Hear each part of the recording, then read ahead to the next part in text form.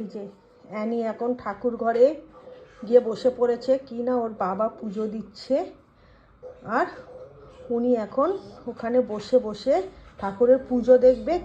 ও জানে একটা নকুলদানা ওর প্রাপ্য, সেই কারণে না ও ঠাকুরের জায়গায় মুখ দেয় না কিছু। আজকে মিষ্টি এনেছো না?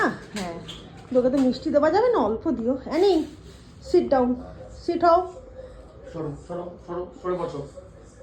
Down down, good girl, good girl. ব্যাস এই দেখো, এই হচ্ছে আমার ঠাকুর ঘর আর এই হচ্ছে অ্যানি। মনোযোগ দিয়ে গোপালের দিকে তাকিয়ে আছে, সব ঠাকুরের দিকে তাকাচ্ছে। অ্যানি, গোপাল কই? গোপাল বাবা, গোপাল কই? গোপাল গোপাল গোপাল কই? গোপালকে দেখিয়ে দাও, গোপালকে দেখিয়ে দাও।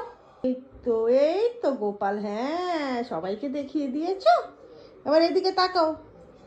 এখন আমি প্রণাম করতে বলিনি তো, প্রণাম পরে করবে, এখন তো প্রদীপ জ্বালাচ্ছে।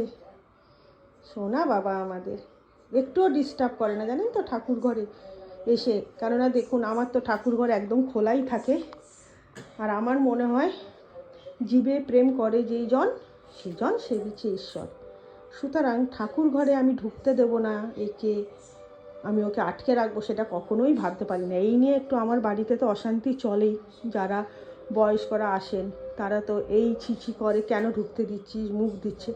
আমার তো মনে হয় না ওরা কিছুতে মুখ দেয়, ওরা স্মেলটা নেয় যে এটাতে কোনো খারাপ কিছু আছে কি না। তো এটা তো আমাদের জন্যই ভালো, তাই না?